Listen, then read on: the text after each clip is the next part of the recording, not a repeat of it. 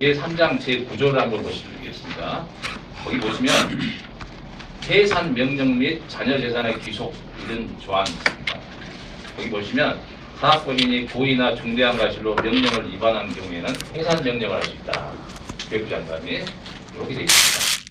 이게 기존의 그 사회학교법의 해산 규정보다 엄청 사실 좀 자의적이고 강한 겁니다. 일단 뭐 이렇게 설명을 드리고요. 이게 현재 그 안에 대충 설명입니다. 설명이고요. 일단 여기까지 들어보시니까 좀 느낌이 어떠십니까? 동의하십니까? 그래서 이제 그 다음에는 있죠. 그러면 이제 문제가 뭐냐 이런 이야기 좀 해보겠습니다. 일단은 총평을 해보면 있죠. 이 제안은 사실은 고등학교 평준화에 해당하는 자사고와 혁신학교 일반고 이 대결 구도 있죠. 요것의 대학판 버전입니다. 똑같습니다. 자사고에다가 이 상생 리그에 참여하지 않는 명문 사립대들 있죠. 국민리그를 대입하고 있죠. 그 다음에 거점 국립대를 뭐 혁신학교로 간주하고 있죠. 나머지 리그에 참가하는 사립대는 일반고 이렇게 취급하면 고등학교하고 똑같은 이야기입니다. 그러니까 고등학교 버전의 대학판이다 이렇게 이해하시면 됩니다. 그리고 이건 뭐냐면 80년대 운동권의 계급투쟁론을 교육에 투영한 그런 사고방식입니다. 사실 뭐 이런 설계주의자들의 어떻게 보면 속법장난 같은 이런 망상인데 이걸 실험하는데 이게 국고를 허비하면서 이따 사회적 비용을 허용한다. 좀 무책임하고 있어. 제가 볼 때는 좀 도덕적 해이 같습니다. 자기 돈이면 이렇게 하겠습니까? 국고니까 이렇게 하죠. 이런 방식을 택하는 거고 또 부모라면 이렇게 할 수가 없죠. 언제까지 애도 아니고 있잖아요. 내가 크면 클수록 점점 나중에 밥벌이 할 그걸 만들어줘야죠. 그 능력을 만들어주고 그래 사회에 편입시키려면 그런 노력을 해야지. 그냥 뭐 이게 뭐 서서히 끓는 물에 들어가 있는 개구리처럼 있죠. 자기 만족감에 있죠. 나 이렇게 해서 들어갔으니까 공부 못해도 들어간단 말입니다. 들어가겠죠. 나중에 좋은 직업을 가질 거예요. 이렇게 자아도취에 빠져 있으라는 거죠. 나중에 보면은 대량 청년 실업이 발생하죠. 그래서 이제 결국엔 나중에는 이게 희망 고문입니다. 사실은. 그리고 뭐 사실 자기 자식들이면 이 상생 리그에 보내겠습니까? 독립리그에 보내죠. 그래서 제가 볼 때 이 총평은 이건 부모 세대의 의무를 방기한 제2의 이해찬 세대를 만들겠다 이런 우미라 정책이다. 저는 뭐 사실 좀 과감하게 이렇게 평가하고 싶습니다. 자, 구체적으로 문제점이 뭔지를 좀 살펴보겠습니다. 사고방식 문제인데 일단 이 사람들은 경쟁에 대해서 굉장히 불운시합니다. 그런데 경쟁이라는 것은 개인에게는 이제 자신의 적성과 가치를 알아가는 과정입니다. 발견해가는 과정이죠. 사회 전체적으로 보면 이 인적 역량을 효율적으로 분배하는 방식입니다. 그런 메커니즘이죠. 아이들도 한정된 자리에서 경쟁은 필수적인 겁니다. 각자 자신의 최적화된 위치를 찾아가는 과정입니다. 그리고 대학에게도 경쟁이라고 하는 것이 소비자에게 선택받기 위한 진화 과정입니다. 그리고 그 과정에서 연구 능력과 질도 더불어 상승하는 거죠. 이런 성기능이 있는데 경쟁에 이걸 무시하는 것은 질 좋은 교육을 받고 싶어하는 학생들을 외면하는 좀 무책임한 처사다. 이 사람들이 상생 진짜 좋아하는데 진짜 상생이 뭘까요? 제가 볼 때는 진짜 상생이라는 것은 경쟁 과정을 통해서 있죠. 각자가 질적으로 진화하고 있죠. 그 다음에 서로의 적성을 찾아서 서로 분화해가는 것, 분업화가 돼가는 것, 이게 서로가 상생하는 길이라고 생각합니다. 그 다음에 이제 평등 문제를 말씀을 드리겠습니다. 이 사람들 평등에 대한 관점이 좀 이상합니다. 일단 차이하고 차별이라는 건 다릅니다. 차별이라는 건 내가 스스로 통제할 수가 없는 그런 요인에 의해서 기회를 제한받는 것, 이게 차별이죠. 근데 차이라는 것은 다른 겁니다. 서로 다른 거기 때문에 다름에 따른 그 프리미엄은 인정하지만 그러나 기회를 균등하게 주는 거죠. 그런데 사람들은 다 이 차이를 난탓하고 싶은 심리가 있습니다. 그래서 이 심리에다 불을 붙여가지고 사별로 몰고 가는 거죠. 그런데 결국 이렇게 되면 사회 시스템이 망가집니다. 그래서 스스로도 불행하게 됩니다.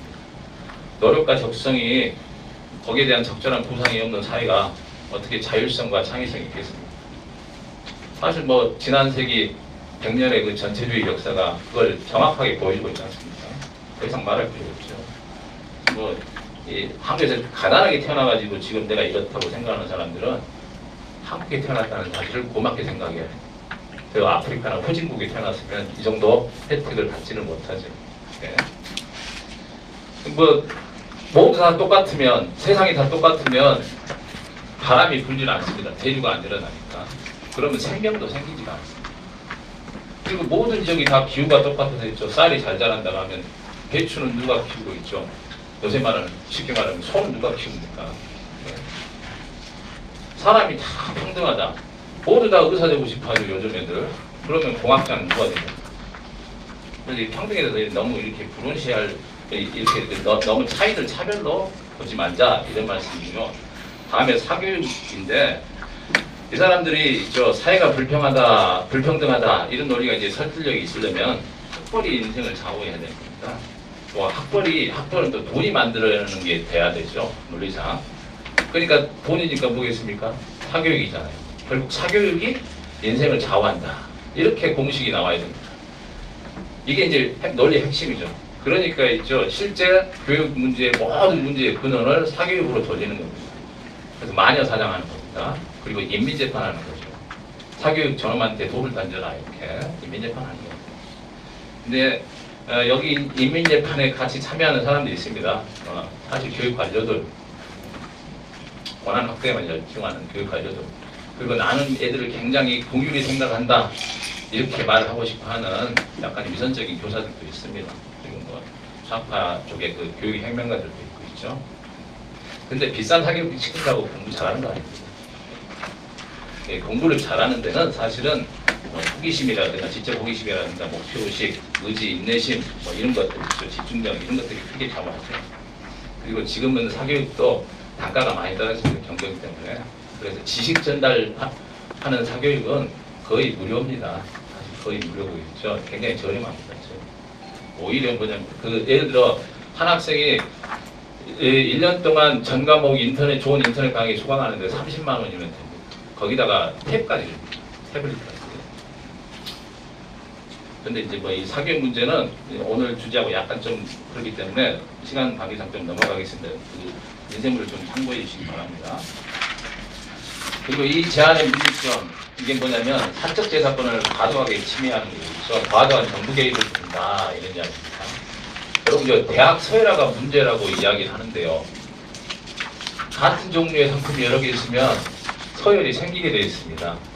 그래서 서열이라는 건 각 브랜드 있죠. 각 회사의 브랜드의 수직적인 위기화입니다. 위기화. 네. 그리고 이건 상품에 대한 굉장히 중요한 정보입니다. 우리가 전자제품 살 때 있죠. 삼성 거 비싸지만 사는 게 뭐 우리가 그 전자제품 모든 기능 알아서 사는 거 아니지 않습니까? 그래서 서열이라는 건 그동안에 대학들이 쭉 노력을 해가지고 만들어놓은 무형의 자산입니다. 근데 이 제안은 있죠. 갑자기 이 시장 룰을 정부가 바꿔가지고 있죠. 이 무형의 자산을 강탈하겠다. 이런 이야기입니다. 그래서 있죠. 예, 브랜드 가치를 높이려던 노력에다가 벌을 주고 있죠. 게으르게 있죠. 남의 브랜드에 무임승차하려는 그런 사람들에게 상을 주는 그런 행위다. 이렇게 생각합니다. 그리고 이제 제가 이 말까지는 좀 그렇지만 이 제안을 주도한 그 모 시민단체가 있습니다. 교육 시민단체 요새 굉장히 잘 나갑니다. 브랜드가 생긴 겁니다. 근데 그 사람들한테 그러면 제가 이렇게 이야기하고 싶어요. 교육 정책이라는 것도 굉장히 공공적인 거니까 지금부터 상생 시민단체 네트워크를 만들자. 그래서 앞으로 후원이나 있죠, 정부 지원이나 연구 영역 있죠, 이런 거 다 평등하게 있죠, 추첨해가지고 나눠갖자. 이렇게 제안하고 싶어요. 과연 동의할까요? 자기 돈이면 안 뺏기죠. 남의 브랜드니까 뺏어가든 말든지 관심이 없습니다. 네?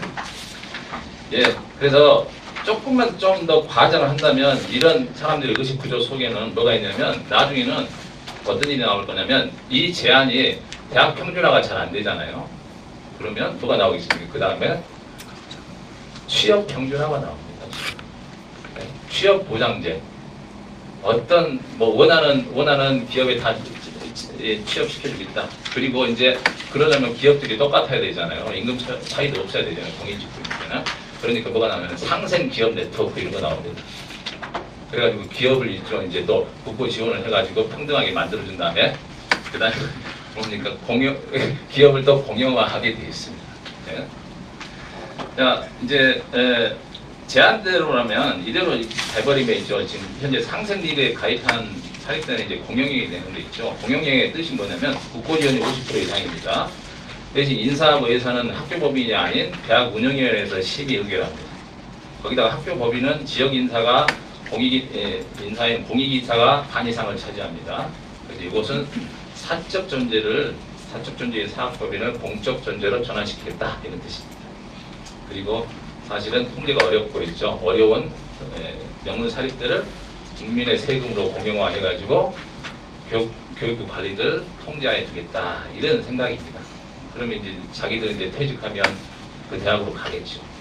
그다음에 재임 중에도 이제 관할이 많아지니까 당연히 승진하게 되겠죠. 그런데 이게 이제 쭉 진행이 되면 아마도 갑자기 이제 그 가입을 안 하면 정부 지원이 끊어지기 때문에 가입하겠다는 생각을 하는 대학들이 나타나게 됩니다. 그런데 그렇게 되면 가입을 하는 순간 어떻게 되냐면 아까 그 특별표 매시 보셨죠? 네? 이렇게 됩니다. 그래서 사학법인이 고의나 중대한 과실로 명령을 위반하면 해산을 명할 수 있다 이렇게 됩니다. 근데 이 학교 법인에 대한 해산에 관한 기존 법이 뭐냐면 사립학교법이 있는데 거기에 이제 해산 관련 조항이 34조, 35조, 47조, 47조 이렇게 있는데 요 내용에 대해서 엄청나게 강화된 내용입니다. 네? 그래서 좀 무리한 이야기도 있죠. 제가 봐도 이 제안의 취지에 비춰봐도 사실은 좀 무리한 이야기도 있죠. 아무리 좋게 해석해도 교육부가 학교를 확실히 통제하겠다. 그 의도가 아닌 이상은 이런 법안을 예시법으로 제시할 리가 없다고 좀 생각을 합니다. 그러면 공영행 이렇게 한다는데 공영행의 문제가 뭐냐? 공영행의 문제가 뭐냐면 책임지는 주인이 없다는 겁니다. 책임지는 주인이 없다. 그 우리 그 고등학교 학생들 논술에 흔히 나오는 공유주의 비극 이런 겁니다. 뭐 케냐와 짐바브웨 코끼리 그런 애 있지 않습니까? 코끼리가 자꾸만 그 사냥 밀려당해가지고 죽으니까 케냐는 그냥 사냥을 금지시키고 그다음에 짐바브웨는 오히려 주민들한테 코끼리를 나눠 분양을 해서 자기 것으로 만들어줬죠. 그랬더니 케냐는 이제 공동의 거니까 주인이 없다는 건 뭐냐면 내가 먼저 차지하면 내가 주인이라는 뜻입니다. 그래서 내가 그 코끼리 죽여가지고 있죠. 상하 팔면 그게 내 돈입니다. 그러니까 밀렵이 성행하죠.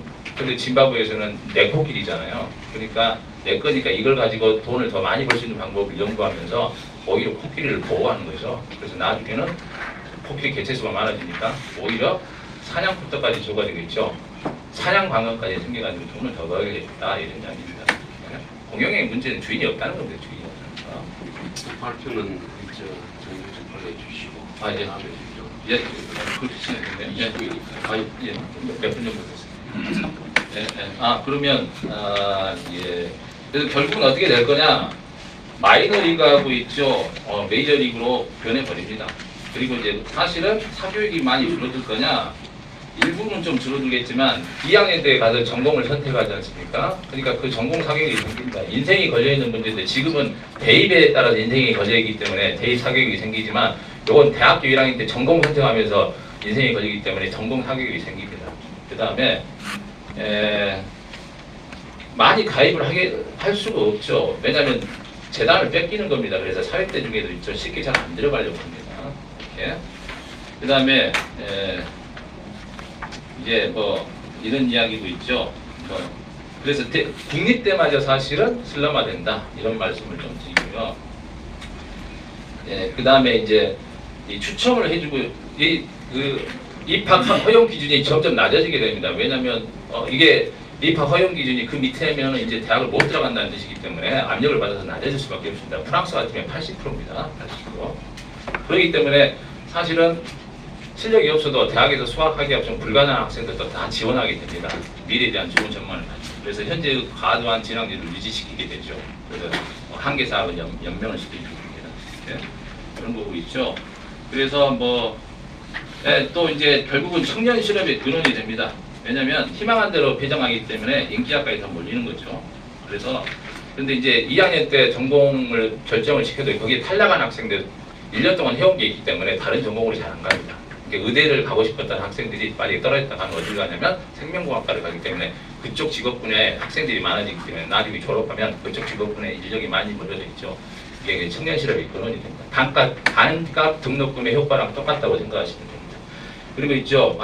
마지막으로 현재 프랑스 현실은 뭐냐? 지금 말씀드린 것과 똑같습니다. 읽어보시면 됩니다.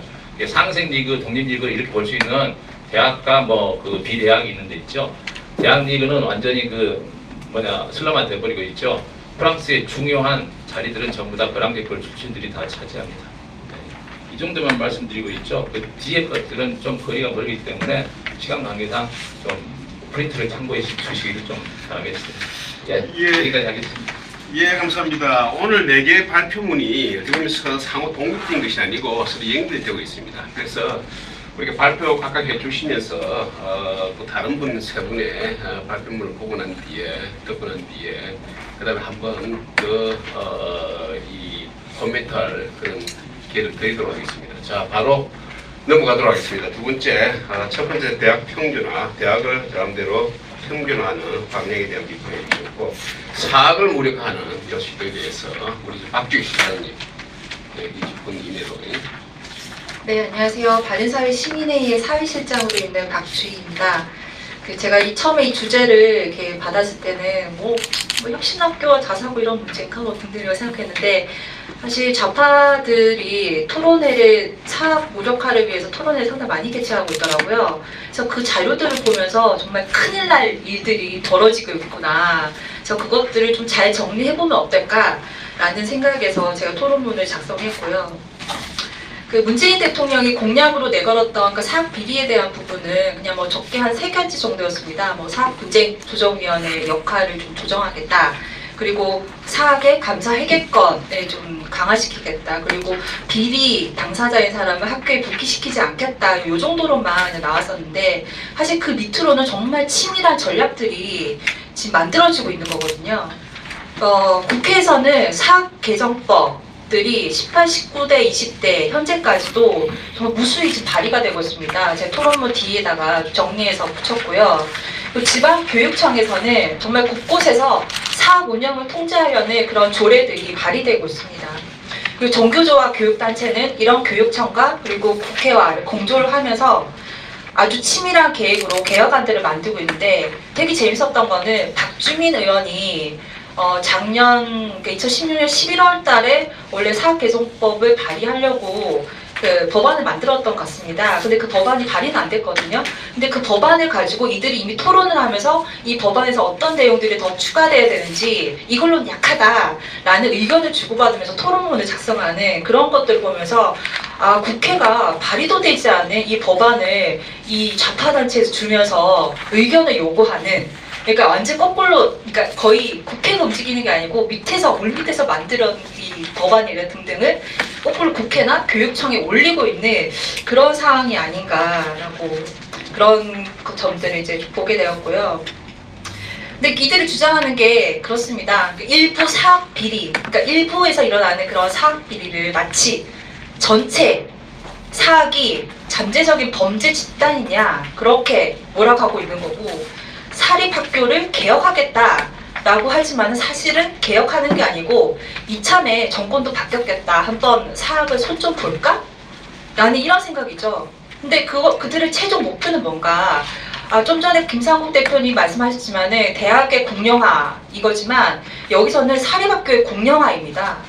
그러니까 사립학교를 공영화로 만들자라고 하는 게 이들의 최종적인 목표다. 근데 그렇게 해서 뭘 얻겠느냐? 그러니까 사립학교들을 자기네들이 접수하겠다. 왜냐하면 거기는 교사들도 있고 학생들도 있죠. 그러니까 교사들 조직해서 정교조로 만들다거나 아니면은 그런 이제 교원들을 자기네들 조직으로 만들겠다. 그리고 또 교육 현장에, 교육 내용에 자기네들 이런 내용들을 좀 넣어서 아이들의 그런 가치관 이런 부분에 좀 자신들이 생각하는 이념을 좀 주입시키겠다. 이런 의도가 아닌가. 그래서 결국의 목적은 교육기관의 공영화, 이 부분이다. 대학 교육도 마찬가지고, 지금 국공립 유치원도 확대하겠다는 것도 같은 맥이고요. 그리고 보육교사들, 그런 것도 있어서 보육교사들을 사회서비스 공단을 만들어서 그 보육교사들을 서비스 공단의 직원으로 등록을 시켜서 그 보육 시설에 보내겠다는 이런 부분도 지금 만들어지고 있거든요. 이게 다 같은 맥입니다. 그러니까 교육기관의 공영화라서 그러니까 사학을 없애겠다라는 거죠. 그럼 우리가 상대방의 전략을 잘 알아야 되는데 제가 한 7가지 정도를 이렇게 정리를 해봤거든요. 그럼 그 조직을 와해시키기 위해서는 가장 먼저 뭘 해야 될 것이냐? 사실 조직 내에 있는 인사를 건드리는 게 첫 번째라고 봤을 겁니다. 그래서 사립학교가 가지고 있는 그 교사 채용 권한을 지금 교육청이 가지고 가고 있습니다.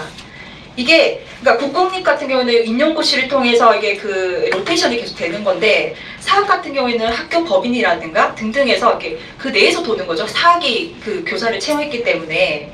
근데 이 부분을 교육청이 선발을 한다는 거죠. 실제 일어나고 있습니다, 이 일이. 그러니까 교육청에서 임용시험 위탁 권장 조례를 통해서 그러니까 대전, 전북, 광주에는 실제 그 조례가 있습니다. 그러니까 교육청에다가 이 사립학교 교사도 위탁을 하라고 그 조례가 있고요. 또는 서울시나 경기도 등처럼 교육청이 학교 법인하고 그러니까 솔직히 강압이 들어간 거죠. 학교 법인하고 같이 MOU를 통해서 당신네들 교사 우리가 대신 위탁해서 채용해줄게 라고 이렇게 전형을 실시하고 있고 거의 대부분의 시도에서 그렇게 진행하고 있는데 사실 사학 입장에서는 이렇게 제가 기사를 좀 찾아보니까는 별로 반응은 없는 것 같습니다. 그러니까 별로 서울시 같은 경우에는 2016년도에 한 2011년부터 해서 6번째 정도로 그렇게 위탁 채용을 했지만은 실제적으로 한 사립학교의 한 3% 정도만 겨우 참여를 하고 있다라고 보는 거죠. 자, 이렇게 되니까 국회에서 이상민 의원이 작년 7월에 사학법 개정안을 발의했습니다. 어떤 내용이냐면은 그 제가 정리를 했는데요. 그러니까 사립학교의 교원, 그러니까 신규 채용할 때 시도별로 교육청이 주관을 해서 사립학교 교원의 임용 희망자를 시험을 실시해서 그 합격자 중에서 차라리 너네들이 채용을 하거나 아니면은 임용이 필요할 경우에 교원 선발을 교육청이 위탁을 해라 라는 내용의 법안이 올려져 있습니다. 현재 그게 계류가 돼 있는 상태죠. 만약 이 법안이 통과가 되게 되면은 모든 사학의 이런 교사 채용권을 교육청으로 다 넘어가게 되어 있습니다. 이렇게 인사권을 장악했으면은 그 다음에는 상을 주고 그리고 조직에 대한 상을 주고 벌을 주는 그런 권한도 교육청이 가지려고 하겠죠. 그래서 벌을 주는 게 바로 징계위원회고요. 그리고 상, 그러니까 뭐 재임용이라든가 그런 부분 하는 게 인사위원회라고 볼 수 있습니다. 그래서 그 부분에 대해서도 저 교육청이 이렇게 개입을 하고 있는 거죠. 그래서 지금 뭐 사학들 징계위원회가 이제 법으로 돼 있고 하는데 이게 뭐 말이 많습니다. 왜 외부위원들이 왜 이렇게 적냐, 외부위원들 늘려라, 왜 법인 이사들이 그렇게 많냐 등등해서 작년에도 사학법이 한번 개정이 됐었고요. 그리고 19대 때도 김상희 의원이 사학법 개정안을 발의해서 교육청이 만약에 어떤 사학에 누군가에게 징계를 요구하면은 그 결과를 관할청, 교육청에 바로 보고해라. 그러니까 교육청 의견들 하나 안 하나 한번 지켜보겠다라는 그런 강압을 이제 우회적으로 선사한 게 아닌가.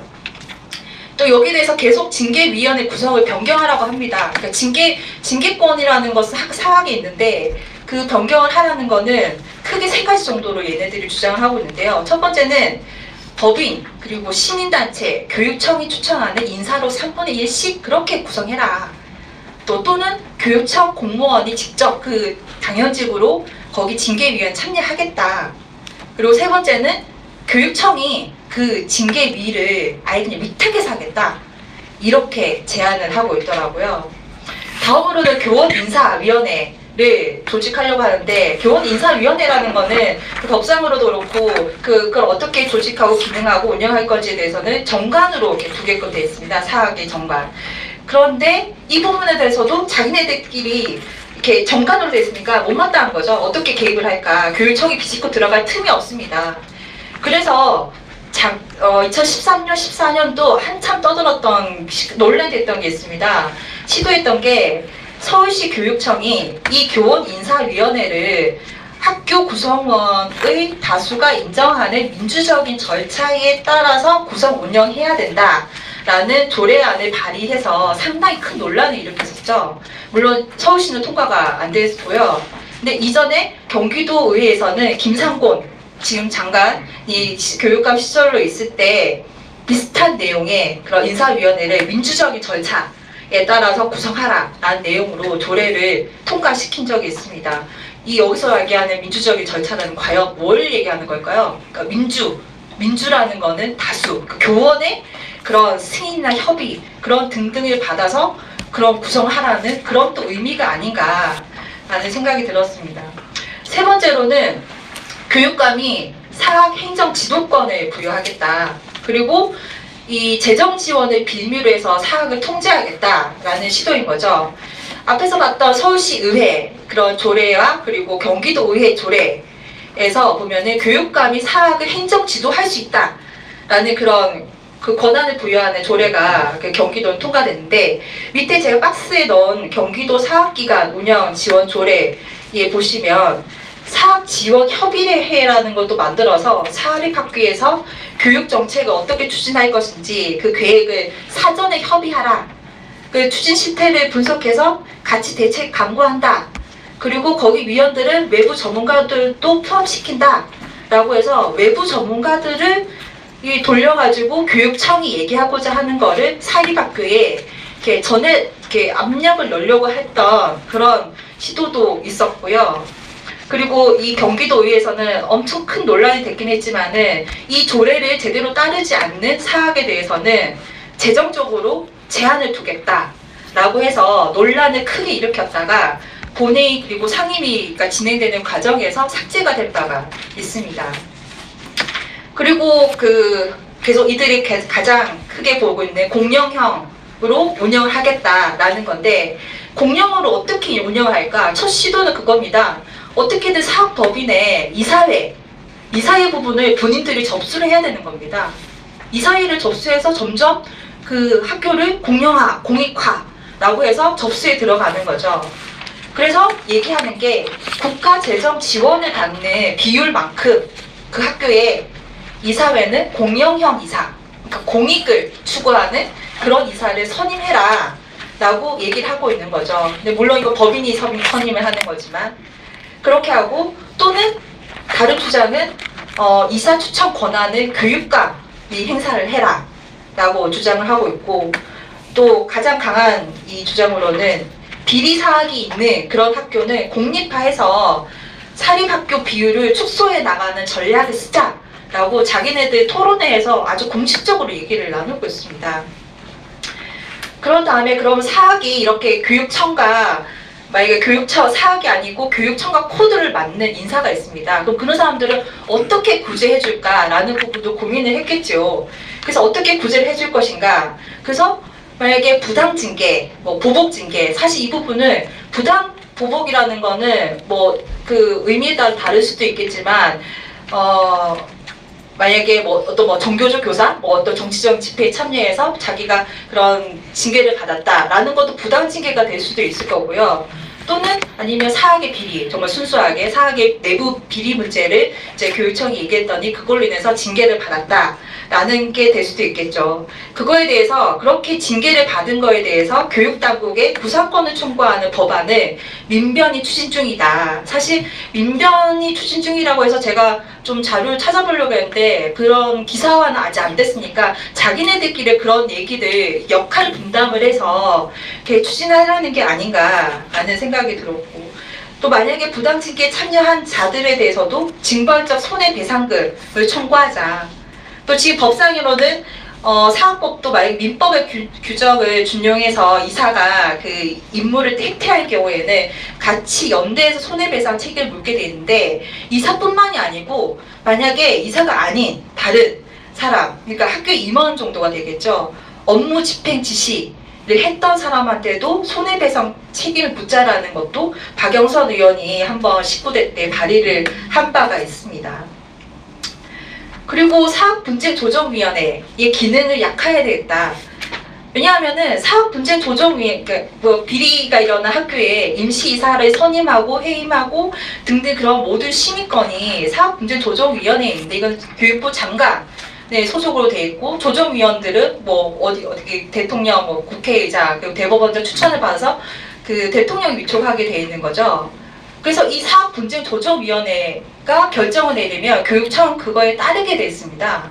또 그것도 마음에 안 들겠죠. 그래서 이 사학 분쟁 조정이 이런 심의권을 심의가 아니고 자문하는 정도로 역할을 조정하자라는 내용의 법안들을 유은혜 의원도 발의하고, 그리고 18대 때는 안민석 의원, 그리고 19대 때도 김상희 의원 등등을 했고요. 그리고 그 박주민 의원도 아까 얘기했던 박주민 의원은 아예 그렇게 그런 법안이 통과된 다음을 가정하고, 만약에 그런 임시 이사를 해임하거나 선임한 이 과정에서는 학교 운영위원회의 의견을 들어서 선임하자라는 그런 법안을 준비했던 것 같습니다.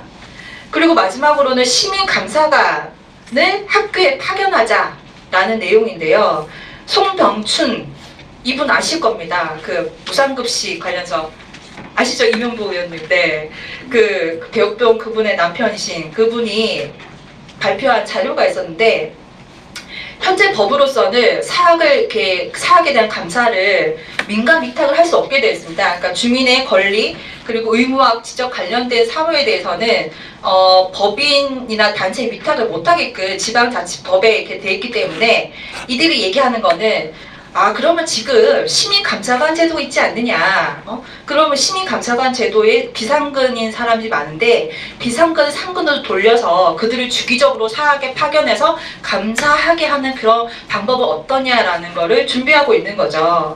근데 참 재밌게도 시민감사관 제도가 있는 교육청을 보면 경기, 세종, 인천, 전북, 서울, 충북 다 좌파 교육과입니다. 네. 이들이 이미 준비했던 건 아닌가. 근데 지금은 이들이 지금 시민감사관이 하는 거는 그냥 고충 민원 처리, 뭐 때로는 조금 더 권한을 가진다면은 약간 독자적인 조사, 처리 요 정도인데, 이 부분을 좀 더 권한을 강화시켜서 교육청이 대신 우리 자기네들 대신 가서 감사를 하고 오라 라고 얘기를 하는 거죠. 이렇게 좌파 쪽에서는 교육계의 전방위적으로 사학을 통제하려고 하는 움직임이 정말 무수히 일어나고 있습니다. 인사권, 그리고 징계권, 그리고 또 이사회 조정하고 행정지도하고 재정지원 부분에 제한을 가하고 등등 그렇게 하고 있는 거죠. 근데 또 마침 교육자치라는 것도 활성화하자라는 그런 분위기가 있습니다. 그러니까 교육부에 있는 권한을 지자체에 교육청에 넘겨주자. 근데 저희가 방금 얘기했던 인사권, 뭐 이사회, 그런 행정지도 그 권한이 교육부에서 받아서는 교육청이 학교한테 주는 게 아니고, 단위 학교에 주는 교육자치가 아니고 교육청이 권한을 가지고 있는, 교육청한테 권한이 집중되는 그런 걸 얘기하고 있는 거죠. 근데 또 때마침 얘네들은 아주 잘 정리를 해서 좌파 교육감들을 한 후보로 단일화해서 지금 당선율도 높이고 있는 상황입니다. 그러니까 아주 적합한 거죠. 자기네들 조직에 있어서는.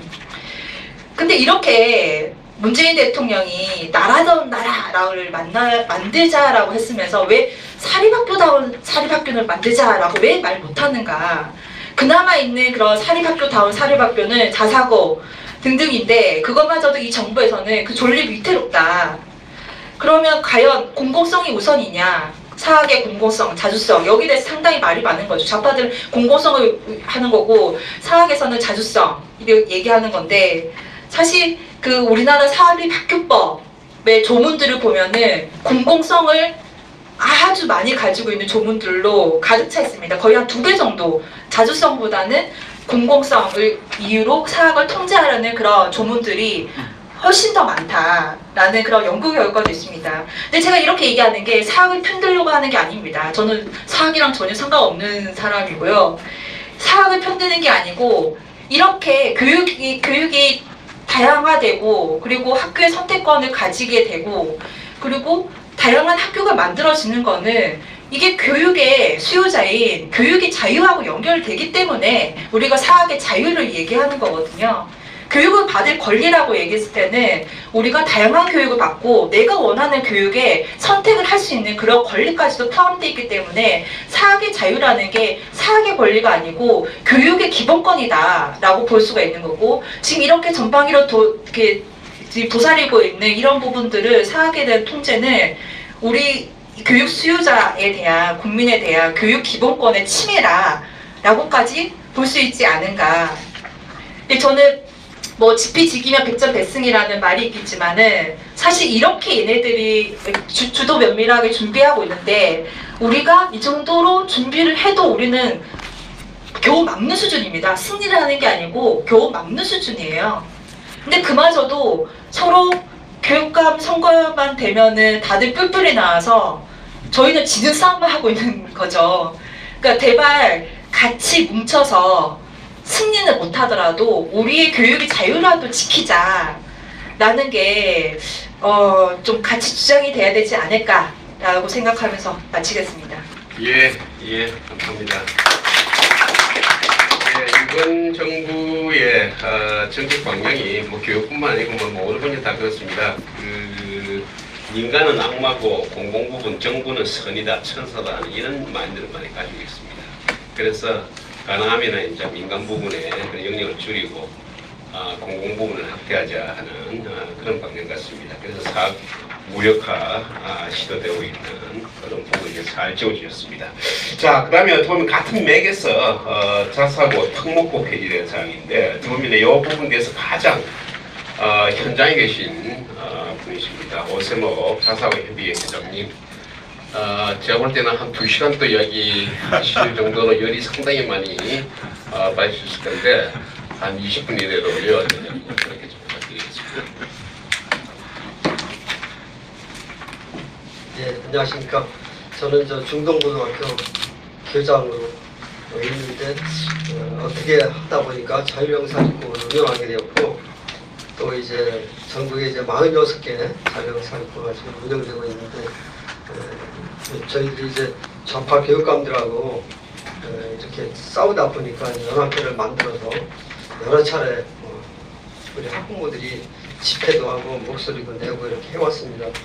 그래서 우선 제가 그간에 자유형사직구가 도입될 때 제가 공청회부터 관심을 가지고 많이 참가하게 되었습니다. 그런데 이제 토론회를 하면 그 당시에 꼭 프랭카드 하나 들고 나타나서 귀족학교 특권학교 안 된다 폐지하라고 이 탄생할 때부터 등장하게 제일 처음에 나온 게 귀족학교 특권학교였습니다.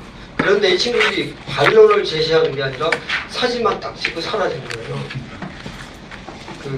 이 제도로 도입하기 위한 공청회에서 그렇게 시작이 되었습니다. 그런데 2014년 6월 6.4 지방선거 다 아시는 것처럼 여기에서 이제 13명의 진보 교육감들이 곳곳에서 이제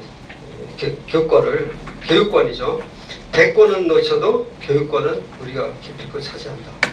그 전략적인 이제 승리를 거둬서 등장을 했는데 그때 주로 이제 전교조 출신의 교육감들이 5대 공약을 공통으로 만들었습니다. 그 중에 핵심 공약이 이제 자사고 폐지입니다. 그래서 서울시 조희연 교육감이 이제 앞장을 서서 그때에 막 6.4 지방선거가 끝나서 당선이 되니까 7월 1일 날 취임하게 되어 있는데 문영민 교육감이 이제 5년 주기 자사고 평가, 운영 성과 평가라고 이제 부르는데 이게 왜 도입이 됐냐면 전에는 없었습니다.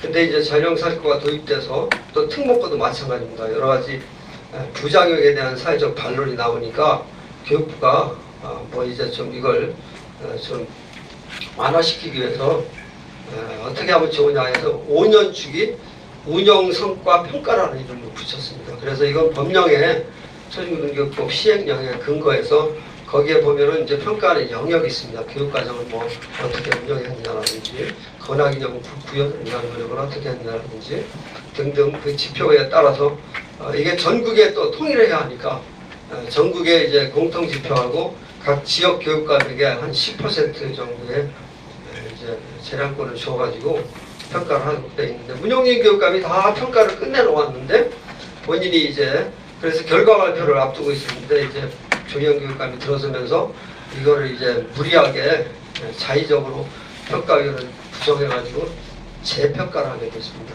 그래서 우리 서울자율형사직구 같은 경우는 이제 1기가 2009년에 지정되어서 2010년부터 시작을 했는데 13개 학교였습니다. 그런데 그 중에 뭐 6개 학교를 지정 취소했고 이걸로 인해서 저희들이 교육청하면서 한 10차례 정도 집회가 되고 있습니다.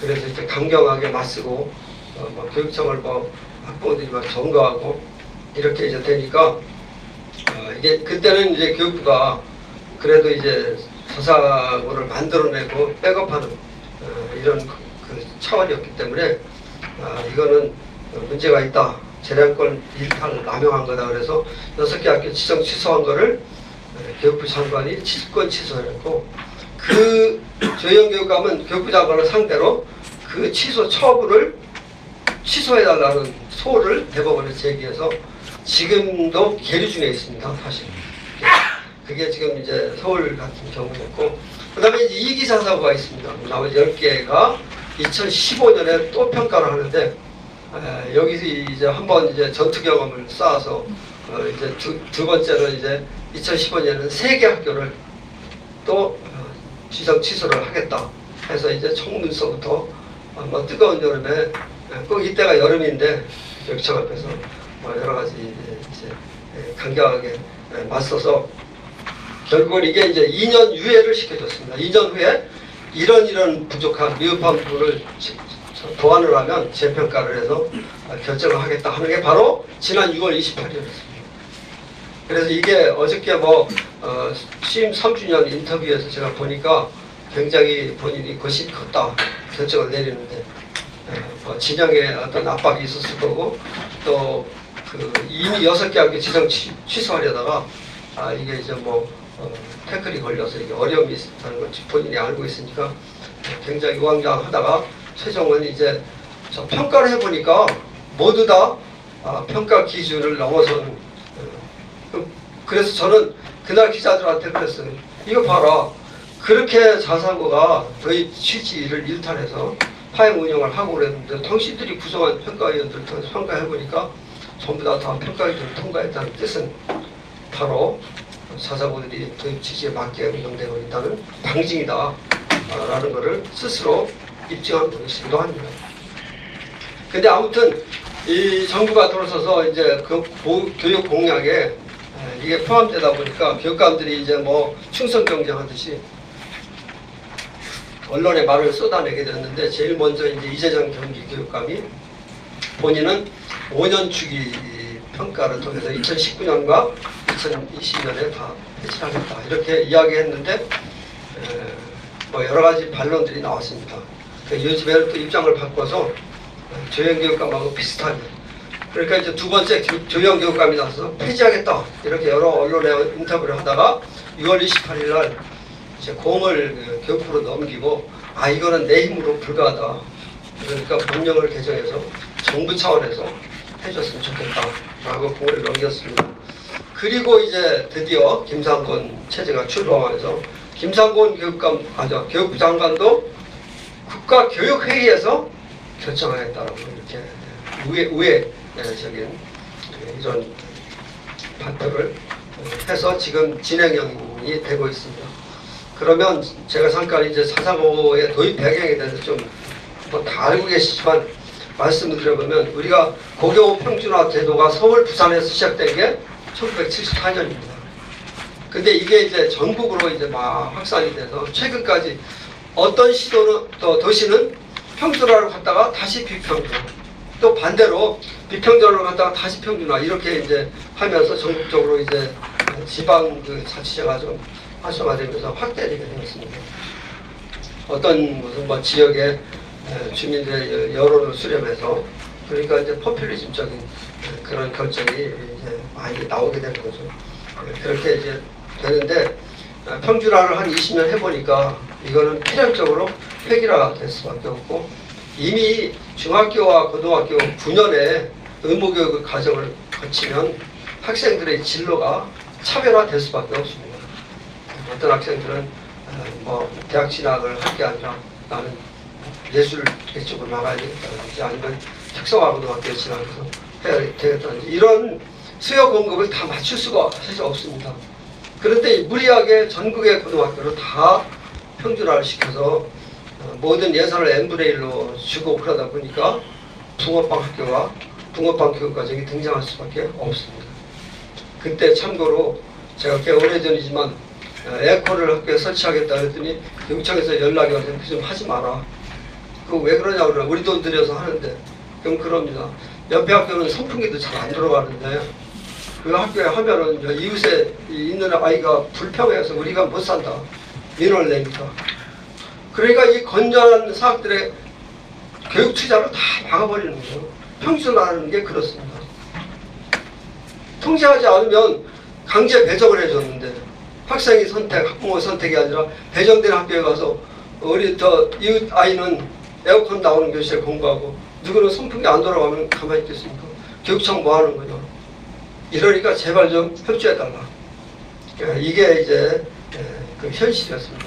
그래서 아무튼 이래서 이제 여기 그 교육 대통령을 사임한 김영삼 정부가 들었으면서 1995년 5.3일 우리나라에 이제 5.3일 날짜가 붙은 교육개혁이 5.3일 교육개혁, 7.30 교육개혁 뭐 이런 게 있습니다. 근데 5월 30일 날 획기적 교육개혁위원회가 이제 신교육 정책들을 발표하게 됐는데 여기에서 이제 야 재정 차립이 가능한 학교 이걸 왜 말리느냐?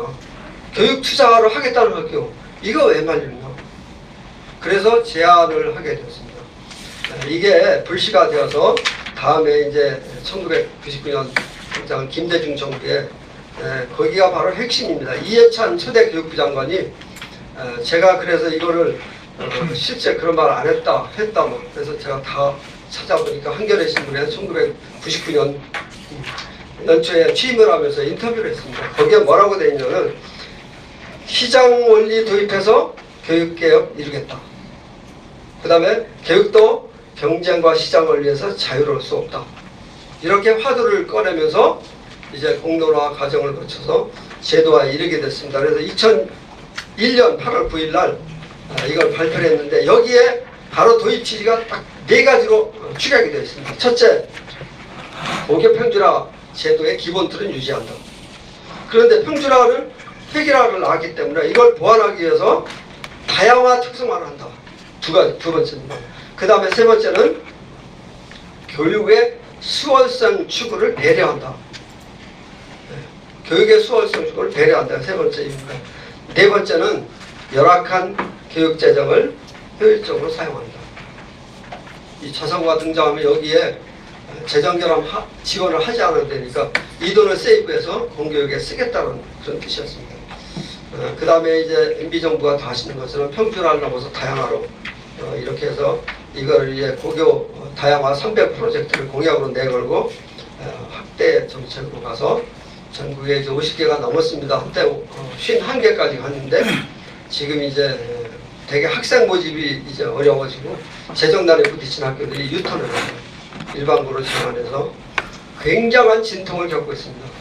거의 교장 선생님들이 거의 다 사표 쓰고 도중 하차하고 이렇게 하지 않을 수 없습니다. 일반고로 전환하면 또 학생이 모자라니까 지금 모 학교는 북경에서 학생들 데리고 있습니다. 등록금에서 학교 운영이 불가능합니다. 그리고 이건 뭐 이렇게 오늘 앞에 발표해 주신 우리 그 토론자들 말씀해 주셨는데 사학에 무급 휴직제라는 게 도입됐어요. 자, 과원교사들을 이게 뭐 학생 모집이 불가능하니까 퇴직을 시킬 수가 없으니까 돌아가면서 무급으로 쉬자. 우리가 돌아가면서 그래서 기본 무급 휴직제도라는 게 새로 없던 게 생겨났습니다. 그래서 현재 46개가 있고 외국어등학교는 31개가 있습니다.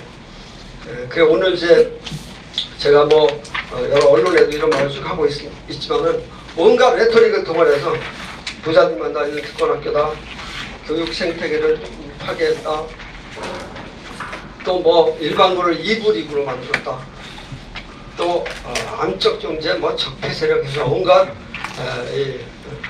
거의 그 죄인 수준의 이런 공격을 하고 있습니다. 만야사역식 여론몰이를 해서 사자고를 무너뜨려야 되겠다. 그런데 저는 오늘 그 앞서에 이제 대학 그 네트워크라든지 아니면 사학 이게 바로 사사고를 없애는 게 이게 전초다 이렇게 보고 있습니다. 그래서 제가 늘 사사고를 지키는 건 대한민국을 지키는 거다라고 이야기하면 잘 모르는 분들은 왜 가정된 표현을 쓰냐. 근데 저는 이 자유민주주의 법치국가 시장경제 이 근간을 무너뜨리자는 세력과 맞서서 이 자사고를 지켜야 된다 이렇게 생각하고 있습니다. 그래서 그동안에는 제가 좀 이게 방어적인 이런 그 이야기를 하다가 지금은 이제 논점을 좀 바꿔가지고 좀 수세적인 차원에서 가면 안 되겠다 판단해서 자사고는 이제 우리나라 공교육을 사실은 선도에 없다. 애초에 도입할 때 다 경쟁이 없는 곳은 도태지수밖에 없습니다.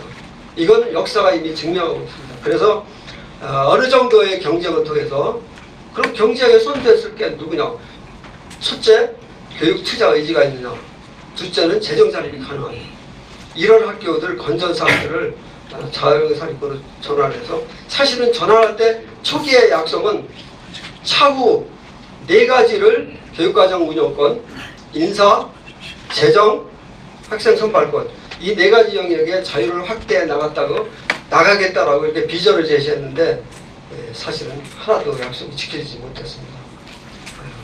말만 자율형이지 제가 뭐 붕어빵에 붕어가 있냐 자율형 오죽하면 고등학교 앞에다가 자율형이라고 이름을 붙였었는데 실제로는 자율성이 없다. 그래서 이 학교들이 선두에서 교육 투자를 해서 왜냐하면 모든 공사립은 전부 n분의 1로 국가 예산을 나눠줘야 됩니다. 그러니까 재정이 열악할 수밖에 없고 이 학교들이 앞장서서 좀 다소의 경쟁 원리를 도입해서 하면 일반 학교들이 따라가서 상생 발전할 수 있지 않겠나. 이래서 우리들은 공교육을 정말 선도해야 하고 다양한 교육과정 운영이나 모범적인 전인교육 프로그램을 하는 학교들이 얼마든지 있고 제가 여기서 몇 시간 동안 사례를 다 말씀드릴 수 있겠지만 오늘 그런 자리는 아니라서. 또 두 번째는 이제 공교육에 정말 투자해 왔다. 46개 학교에 보통 평균 1개 학교에 한 44억을 정부가 지원해야 됩니다. 국민세금으로. 근데 그걸 안 하면 46개 이렇게 어림하면 1년에 한 2천억 가까이. 이거는 그 공납금 부분에서 그렇습니다. 그래서 2천억 가까이를 지금 절약해 줬으니까 이게 오히려 저는 공교육에 투자해 왔다. 그럼 이게 지금 혁신학교 그리고 일반 거 무슨 전성시대 만들어서 1억씩 주는 돈이 어디서 나온 거냐. 이거 우리가 준 거다.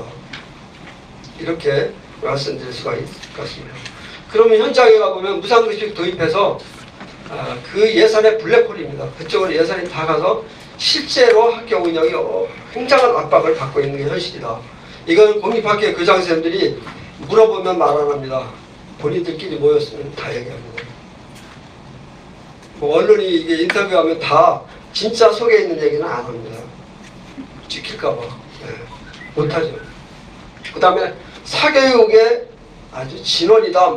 사교육을 조장해왔다 그러는데 실은 옛날 얘기입니다. 초기에 사사고들이 선발시험을 통해서 학생을 뽑았어요. 과거에. 그런데 지금은 이 문제점이 이제 여러 가지 반응을 해서 점점 선발권이 이제 취약해서 거의 다 사라지고 서울 자사고 같은 경우는 그냥 깜깜이 전형이라고 그러는데 우리들이 학생 지원한 내신 100% 학생까지 다 지원할 수 있습니다. 그럼 추첨을 해요. 추첨을 해서 면접을 합니다. 면접도 너무 제한인데 면접관이 3명인데 교육청이 감독관을 1명씩 줘요. 그래서 본교회 선생님 2명, 교육청이 파견한 감독관을 합니다. 그렇게 3인 1개조로 면접을 합니다. 물어보는데 우리 아버지는 판사예요. 그러면 다 하겠습니다. 제한이 만도 못하게 이렇게 돼 있습니다. 그래서 물어보는 게 너 우리 학교 왜 오려고 냐? 우리 학교 권하기는 뭔지 아냐? 그거를 끝이에요. 그래서 그런 거 근데 그나마 그런 것도 할 수 있는 학교가 절반밖에 안 됩니다. 절반도 안 됩니다. 올해는 이렇게 흔들어대는데 11월에 학생 모집을 할 수 있을지 저희들은 매우 불안하고 혼란스럽습니다. 그래서 가장 지금 오늘 상 중에서도 이게 현실과 맞닿아 있다 이런 말씀 드리고 싶고요.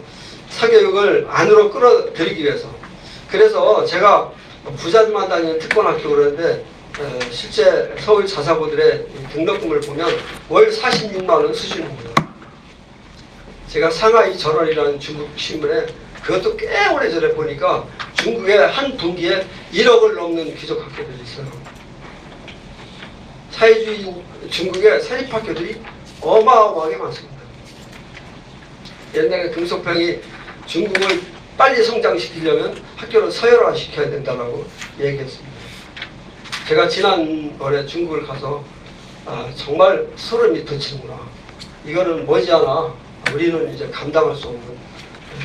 제가 중국에 가서 잘 모르고 중국 학생들은 잠을 안 잡니까? 물었다가 방신당했어요. 잠을 잘 수가 없죠. 네. 그 말씀은 뭐 다른 말씀이고, 예. 그래서 기숙사를 수백억을 들여서 만들어서 사교육이 없는 구조를 하려고 매우 노력하고 있고 굉장히 많은 학교가 성공적으로 하고 있습니다. 차라리 월 46만 원 수준이면 일반계 고등학교 다 보내는 것보다 20, 30만 원 더 쓰고 난 학원 안 보내겠다. 그럼 주말까지 기숙사에서 공부하는 학교. 지금 서울 안에도 많습니다. 이래서 오히려 사교육을 끌어들이고 흡수해서 사교육의 진원지다는 말은 타당하지 않다. 그리고 이 친구들이 자의적인 통계를 많이 언론에 흘리고 있어요. 그 통계를 보면 또 재미있는 게 일반고 대 자사고 재학생들의 사교육이다. 그런데 사교육은 두 가지입니다. 진입할 때 자사고로 들어오기 위해서 사교육을 했느냐라는 거고, 진입한 뒤에 사교육은 다른 관점에서 봐야 된다. 그리고 또 하나는 일반고에는 지금 전체 일반고에 이 말은 하지 않고 있는데 가장 핵심이 뭐냐면 일반고에 오고 싶어서 온 게 아니라 특성화를 못 가서 오는 아이들이 무수히 많습니다. 그 학생들은 대학을 가려고 온 게 아니에요. 특성화, 제가 여기 오고 싶어 왔습니까? 특성화고 지원해서 떨어졌어요. 거기 너무 가기가 힘들어서. 맞다. 그러니까 선생님 저 공부 안 한다고 나무라지 마세요. 제 길은 정해져 있습니다. 그렇게 얘기합니다. 근데 그런 학생들이 왜 학원에 가서 사교육을 받겠습니까? 받을 이유가 없습니다. 이런 통계들을 자의적으로 만들어서 언론 플레이를 하고 있다. 제가 기가 막힌 사례들이 너무나 많습니다. 그래서 오히려 사교육을 줄이는데 앞장서고 많이 입학 홍보를 하다 보면 학부모들이 묻습니다. 사교육 안 시키고 당신 학교에 등록금 좀 더 내고 가는데 학교가 책임져 줄 수 있네요. 오케이. 그래서 들어온 학생들이 점점 더 많아지고 있다. 이렇게 말씀드릴 수가 있습니다. 과거에 몇몇 사례들을 가지고 침수봉대에서 이렇게 공격을 합니다. 그 다음에 지역균형 발전은 지금 다 아시는 것처럼 지역의 거점 자사고들이 전국적으로 있어서 인재 유출을 중앙 대도시로 몰리는 걸 막아주고 있고, 서울만 하더라도 이게 자사고를 없애면 강남 8학구는 필연적으로 부활한다. 이런 것들이 이미 학부형들 입에서 많이 나오고 있는 모양입니다. 그 다음에 자사고는 특목고도 마찬가지인데 일반계 고등학교에 없는 사회통합전형을 통해서 20% 학생을 추가라도 되겠습니다. 근데 20%는 누구냐? 바로 기초수급 대상자, 차상위, 차차상위, 경제곤란자들을 최우선 선발하고, 그 다음에 이제 기회균등전형이라고 해서 여러 가지 환경미화한 자녀라든지 탈북자, 그리고 여러 장애인, 이런 자녀들을 우선 선발해서 장학 지원을 열심히 하고 그 학생들을 키워내는 데 앞장서고 있다. 그 다음에 다 아시는 것처럼 거기 통계를 제시했지만 자사고가 도입되면서 해외 유학생들이 거의 3분의 1 수준으로 떨어지고 있다는, 그래서 우리가 정말 국내에도 믿을 수 있는 학교가 있다. 반대로 제가 자사고를 없애면 우리나라에 정말 돈 있는 사람들은 다 외국으로 갈 거다. 100% 제가 자신합니다. 밴쿠버 교육청 초청으로 밴쿠버를 갔더니 밴쿠버를 홍쿠버라고 합니다. 홍콩의 부자들이 다 와서 다 장학을 했습니다. 그 다음에 특권학교가 아니라 보통 학생 누구나 다닐 수 있다. 그래서 그 말씀을 좀 써놨고요. 마지막으로 이제 정말 앞으로 이거는 진행형이고 여러 가지 프레임을 만들어서 자사고를 이제 반드시 폐지해야 돼요. 적폐 대상으로. 제가 얼마 전에 경기교육감하고 아침 뉴스 인터뷰를 라이브로 하는데 그분이 저보다 앞서 나와서 암적 존재다 적폐선입니다. 그래서 깜짝 놀랐습니다. 자사고에 있는 학생 학부모, 우리 학생들 열심히 지도하는 교직원, 그리고 졸업을 해서 모교를 아주 자랑스러워하는 졸업 동료들에 대한 이런 모욕이 있습니다. 명예훼손이고 정말 모욕이다. 그 모든 아이가 우리들의 아이라고 하는 분들이 그렇게 할 수 있나? 사사고의 학생도 다 대한민국의 아들딸인데, 그래서 김상곤 교육부 장관이 국가교육회의를 만들겠다고 공언하고 있습니다. 여기서 결정하겠다. 근데 국가교육회의 또는 국가교육위원회라는 게 공감대가 큽니다. 많은 학자들도 그런 제안들을 꾸준히 해왔는데 이게 교육은 정치 중립이라는 헌법적 가치가 있는데 이걸 지키기 위해서 정말 정치권으로부터 독립된 이런 법령에 근거한 이걸 만들어야지 대통령이 위원장하고 입맛에 맞는 사람들로 구성해가지고 결국 뭐냐면 짜맞추기식으로 그냥 도구로 본인들의 이념을 실천할 수 있는 도구로 쓴다면 이거는 안 된다. 그래서 제가 마지막으로 우리가 지금 노래를 하고 있는 것은 이미 아테네 아고라 광장에서 다 겪었던 직접 민주주의, 광장 민주주의, 촛불 민주주의는 바로 플라톤이 거기 써놨습니다. 네. 그럴 땐 평등과 엘리트를 부정합니다. 개인의 역량을 고려하지 않는다. 네. 대중적인 인기영화 포퓰리즘에서 비롯되었다라고 이야기하고 있어서 제가 우리가 오늘날 이 시점에서 한번 음미해 볼 만한 일이 아닌가. 제 말씀 마치겠습니다. 감사합니다. 예, 감사합니다. 시간 관계로 네 번째 과제는 조금 앞에 세 개의 그 발표문하고 조금 거리가 있습니다. 그런데 어떻게 보면은 우리 이 자유 진영의 교육 관련 이 이슈에서 가장 중요한 이슈가 아닌가 생각합니다. 지난번 우리 교육감 선거에서도 소위 우파 진영에서 상당히 많이 갈라져서 패배하게 되는 가장 큰 원인이 되고 있는데요. 그래서 이제 내년 한데 1년도 채 안 남았는데 교육감 선거 우리 우파 진영에서 어떤 준비를 해야 되느냐 하는 그런 관점에서 우리의 과제 김정욱 우리 간사님께서 발표해 주시겠습니다. 네, 안녕하세요. 저는 이제 국가교육국민감사 사실 사무총장인데 2014년도에 대한민국 올바른 교육감 추대 전국회의의 제가 간사였습니다. 그래서 그때 그 전국 교육감 단일화 과정의 그 속내막을 누구보다 제일 정업적인 상황을 제일 잘 알고 있습니다. 그래서 오늘 사실 이번에 이런 토론을 기획하는데도 지난 2월에 국회 간담회장에 조그만 간담회장에서 한 20명이 모여서 속닥속닥 그 마치 조찬 비슷하게 빵 하나 놓고 이렇게 그 토론을 하더라고요. 제가 참 다른 것 때문에 우연히 갔다가 그냥 들어가서 교육 문제를 하길래 앉아 있었어요. 이은혜 의원이 그 사회를 보면서 보니까 대선 공약을 거기서 이제 자기들끼리 이렇게 토론하는데 뭐 시민단체 한두 군데하고 그 소속 교수들하고 또 뭐 민주연구원에 이런 사람들하고 하는데 깜짝 놀랐어요. 뭐 상생대학 내 또 그 얘기를 하고 있더라고요. 그러더니 야, 이 사람들이 이제 배째라 정도의 그 강단이 없으면 이걸 과연 국민들이 이해를 하겠는가? 그랬는데 이걸 지금 하겠다고 하는 거 아닙니까?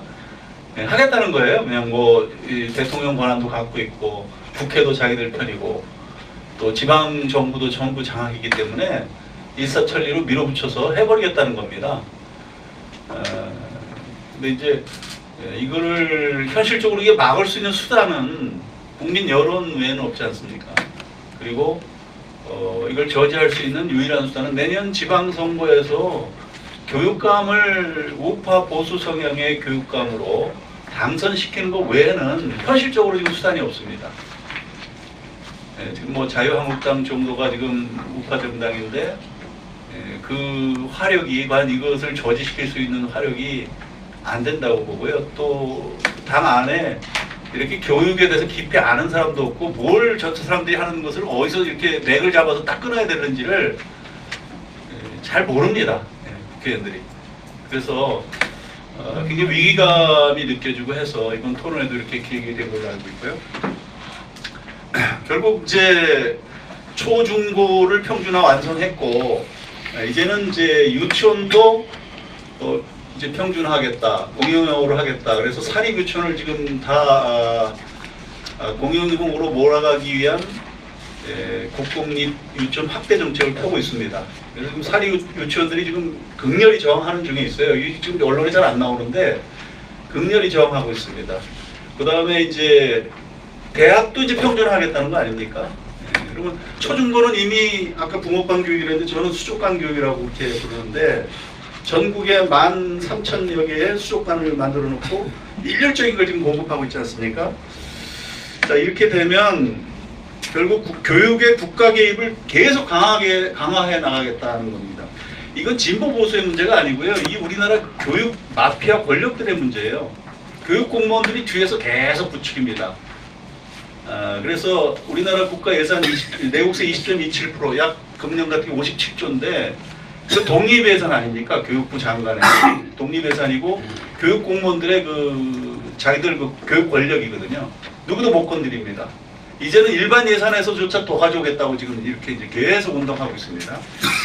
이제 이런 식으로 가다 보면 결국 이제 그 사람들이 얘기하는 평등교육 이념을 아마 전 국가적으로 실현하겠다는 것이고 사실 유치원부터 이제 북한 타가소 개념으로 다 만들겠다는 거죠. 국가가 주는 먹이를 그냥 받아 먹을 의무밖에 없는 거죠, 국민들은. 교육의 자유가 없죠.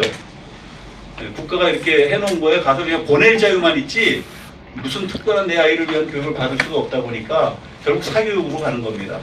그리고 공교육에서는 자신들의 이 엄청난 문제점, 10가지, 100가지 문제점을 숨기기 위해서 계속 사교육의 책임으로 언론 플레이를 공직에 있는 공무원들이 지금 자를 흘리면서 이제 해나가고 있습니다. 여기 이제 국민들이 속고 있습니다.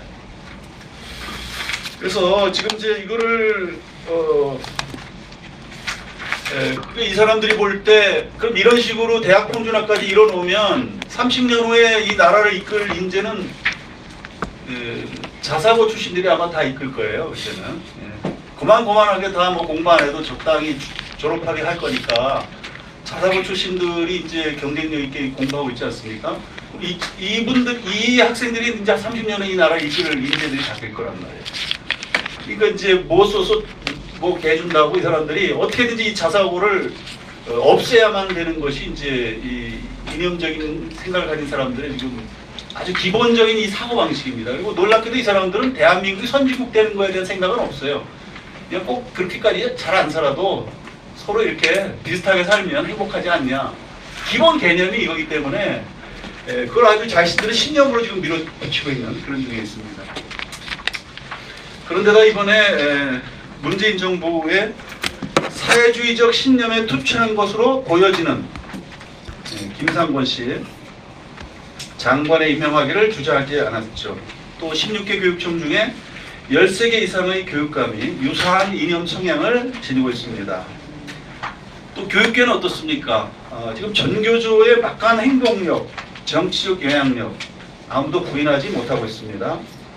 이렇게 되면 좌파 이념적인 교육정책의 산실 역할을 하는 사국세 같은 이런 단체들이 지금 교육부 모든 위원회에 들어가 있습니다. 한 30명 되는 그 유급직원들이 있는데 모든 위원회에 들어가서 교육공무원들의 뒤에서 정책적인 조언을 하고 방향을 제시하고 또 때로는 기자회견도 하고 때로는 찾아가서 여러 가지 그 집단적인 그런 의사표현도 하고 이렇게 하고 있습니다. 이 사람들이 만들어내는 교육 싱크탱크 같은 역할을 하는 정책들이 민주당에 그대로 들어가서 이번에 지금 이런 교육 정책으로 지금 현실화돼서 나오고 있습니다. 그러면 이걸 막을 수 있는 현실적인 수단은 뭐 많은 부분에서 우리가 일을 해야 되겠지만 당장은 우리가 내년도 지방선거에서 우파 보수 교육감 단일화를 꼭 성공시켜야 되는 거 외에는 당장은 어떤 현실적인 수단이 이렇게 눈에 마땅히 보이질 않습니다. 2014년도 교육감 선거 그 결과 요약을 쭉 보시면 그 붉은 글씨로 된 분들이 그때 저희 올바른 교육감 추대 전국회의에서 나름 하여튼 뭐 보수 교육감으로 추대했던 분들인데 우동기 대구 교육감 외에는 다 떨어졌죠. 뭐 그 중에 한두 분은 뭐 여러 가지 비리 문제나 가정 문제 또 본인이 가지고 있는 학교 사학법이나 어떤 무슨 사건 이런 것 때문에 이제 영향을 받긴 했습니다만 대다수 보면 결국은 본인이 보수라고 주장하는 나도 보수다라고 주장하는 보수인지 아닌지 사실은 검증 안 됐습니다. 그런 분들이 나와서 이렇게 표를 갈라서 이런 결과가 왔습니다. 그 당시에 저희가 단일화 운동을 나름 2012년도 문영리 교육감을 당선시킬 때 경험했던 그 작은 경험을 바탕으로 전국을 한번 해보자 라고 했습니다만, 제가 당시에 참 어린 사람으로 들어가서, 어리다는 건 이제 잘 이 시민사회단체 내부에서 잘 모르는 가운데 어떻게 실무적인 것을 인정받아 들어가서 일을 해보다 보니까, 지나놓고 보니까 굉장히 실패할 수밖에 없는 일을 했구나, 이렇게 생각이 됩니다. 그 이유 중에 첫 번째는 단일화 기구의 대표성이 우파 보수 시민사회의 결집력을 이끌어낼 대표성이 없더라고요. 없었습니다. 그 당시 서울 같은 경우 문영래 후보와 고승도 후보 지지로 이제 달렸는데, 보수 시민사회 자체가 갈려가지고 양쪽에 다 캠프에 이렇게 반반씩 나뉘어 가 있었으니까요. 결국은 단일화 기구를 출범시켰던 그 단체도 대표성을 인정받지 못하고 이렇게 진행된 내용이었습니다. 또 이제 그 충북이나 부산 같은 경우에는 그 당시 서울에 있는 기구가 있었고, 지방은 나름대로 자생적인 기구들이 있어서 이제 서울하고 서로 연락하면서 협조를 했습니다. 그래서 일부 저희들이 그 규정도 지원하고 또 기자회견도 같이 공동으로 열어주고 하는 그런 협조 관계를 이제 했는데, 현장에 그 각 시도에 있는 그 기구가 그 주도하는 분들이 그쪽에 보수 후보들한테 또 신뢰를 못 받고 있는 거예요. 그래서 이제 뭐 단일화 하냐 그러다 또 쫙 흩어졌다가 이렇게 해서 뭐 시간을 계속 끌면서 단일화에 결국 나중에 우욕다짐으로 단일화를 했습니다만 승복이 안 되는 단일화를 이제 한 거죠. 그래서 이 주도 세력의 공정성이 굉장히 그때 불신을 받았어요. 무슨 얘기냐면 주도하는 분들이 사심이 있는 거죠. 공공 후보를 음으로 양으로 선입견을 갖고 시작을 했던 그런 내용들이 있었다는 겁니다. 전 뭐 내부에 있었기 때문에 그걸 다 보고 있었기 때문에 제가 이제 그런 말씀드립니다. 또 단일화 기구를 구성한 세력, 그나마 대표성도 다 못 갖고 있는 이 세력이 자기들 내부에서도 또 헤게모니 다툼을 하는 겁니다. 예를 들어 서울에 그 당시 세 세력이 들어와서 단일화 기구를 했는데, 시민사회단체 하나, 대표성은 없습니다. 내가 지금 보니까 대표성이 없고 그냥 관변단체들 위주로 이렇게 움직였던 단체인데 하나, 그 다음에 서울대 교육학과 관료 출신들로 이루어진 뭐 그거 뭐 교육 마피아라고 하고 뭐 그러더라고요. 그분들을 전 뭐 교육계 잘 모르는데 하여튼 그런 특정 세력을 가지고 있는 그런 분들이 있습니다. 저 왜 뭐 왕년에 교육부 장관도 하시고 총리도 하시고 이런 분들 쭉 줄을 이어 있더라고요. 이분들이 미래 교육 무슨 포럼이라고 구성해서 이 세력이 이제 같이 들어와 있었어요. 또 하나는 학바연이라고 해서 사실은 교청의 전위 조직입니다. 교청이 이제 이렇게 조정하는 조직이 들어와, 이 세 개가 들어와 있었어요.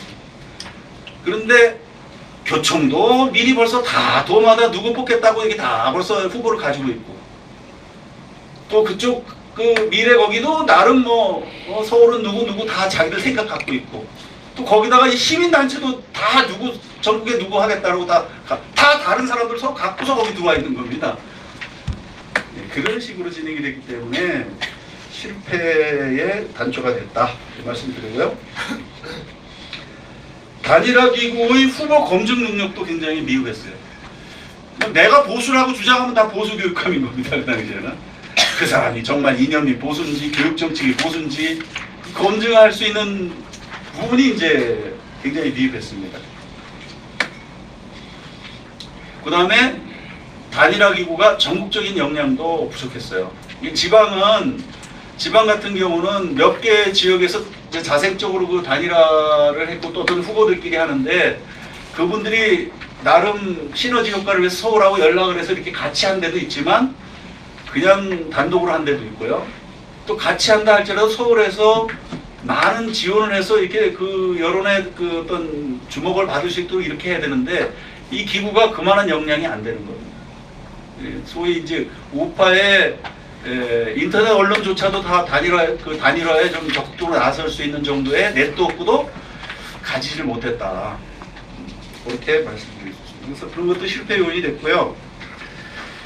외부적인 실패 요인은 크게 보면 이런 겁니다. 결국은 그 당시에 그 단일화 기구를 구성한 것이 보수 시민사회의 자발적인 동기에서 구성된 게 아니고 저우에 무슨 모처에서 누구에게 이런 거 좀 해야 된다, 내년에 좀 해라 하니까 그분들이 뭐 좀 나름 세미나 열면서 그 동문들한테 야 이거 우리 이런 얘기가 내려왔는데 우리 해야 되지 않냐, 뭐 100만 원씩 내, 그래서 뭐 한 5천만 원 걷어가지고 세미나 매체를 하고 이렇게 준비를 시작한 거예요. 그 다음에 진보 교육감, 소위 진보라는 교육감들은 당시 민주당에서 노골적으로 지원했습니다. 서울시 같은 경우는 서울시 교육감, 조현 교육감 되는데 그 당시 그 서울시의 그 민당 출신 그 교육위원장이 있었어요. 최뭐라는 교육위원장. 이 사람이 같이 나왔어요. 그냥 가만 놔두면 본인이 교육감 후보가 될 건데, 이제 조 의원이 됐다고 해서 그때 막 불복 운동하고 그랬지 않습니까? 그 무슨 얘기냐면 당이 보이지 않게 움직여서 그 선거인단 선거에 뭐 각 지구당마다 한 160만 보내면 바로 되는 거 아닙니까? 이렇게 했다 그래서 그 실제는 뭐 밖으로 밝히지 않았지만 그 내부에서 그걸 폭로해가지고 반발했던 걸 보면 그렇게 움직였다는 얘기 아니에요. 음으로 양으로. 근데 당시에 이 경선 과정에서도 그렇고 심지어 선거가 이루어지는 과정에서도 이 교육감이 광역 선거를 치를 조직도 없고 아무것도 없습니다. 교육감은 개인입니다. 그런데 같은 이념 성향을 가진 당에서 상대방은 엄청 그 공식 비공식 뭐 이렇게 음으로 양으로 뭐 이렇게 그 선거에 쓸 수 있도록 이렇게 여러 가지 도와주는데 당시 새누리당은 전혀 역할을 하지 않고 오히려 당조차도 뭐 서울 같은 거 양쪽으로 쪼개서 당은 뭐 문영민 좀 뭐 겉으로 하는 것 같은데 실제 지구당 가보면 고승도 후보를 지원하고 뭐 이런 식으로 이루어졌고 또 서울의 뭐 어떤 지역은 그 당시 당은 이랬어요. 그 당시 당은 교육감은 떨어지더라도 지자체장이 중요한 거예요, 본인들한테는. 그러니까 교육감을 경선에서 이렇게 붙어갖고 저희가 기부해서 볼 때 이분이 좀 해내면 뭔가 한번 좌파하고 붙어서 대판 싸워서 좀 한번 해볼 분 같은데 당에서 야, 그 지역에 보니까 이 지자체장 출신이, 도지사 출신이 그 지역에 A란 지역에서 나왔으니까 같은 A란 지역에 있는 교육감 후보를 하면 시너지 효과가 없으니까 B란 지역에 있는 교육감 후보를 해야 되니까 저 사람 좀 해줘. 이런 식으로 나오니까 이게 되지 않아요. 저희들 입장에서는 지자체장은 진보가 돼도 아쉬운 게 없거든요. 뭐 어떻게 할 거예요? 서울시장 한다고 해서. 근데 교육청을 장악한 교육감이 진보가 되면 이건 진짜 어떻게 뭐 문제가 많거든요. 근데 당이 그렇게 그 당시 했어요. 내년에는 당이 그렇게 안 했으면 좋겠습니다. 그게 이제 아까 보니까 여기 뭐 당에서도 한 분이 오시고 또 의원님도 와 계신데 이게 굉장히 그 당시 그 멍텅구리 같은 그런 그거를 했습니다. 그래서 전혀 도움을 못 받고 이렇게 했다는 거. 그래서 당에서 조금 의무로 이렇게 이 조직이 하는 데가 이렇게 좀 우리가 힘이 실려 있으니까 좀 후보들이 단일화해라는 간접적인 이런 모습만 보여줘도 후보들이 탁탁 움직이거든요. 근데 당이 전혀 안 하니까 문제가 많았습니다. 그리고 예를 들어서 이제 경기도 같은 경우에는 뭐 제주도 이런 데는 교청이 안 좋은 역할을 많이 했습니다. 뭐 여론조사나 모든 면에서 이렇게 여기 교청을 이번에 안 불렀는데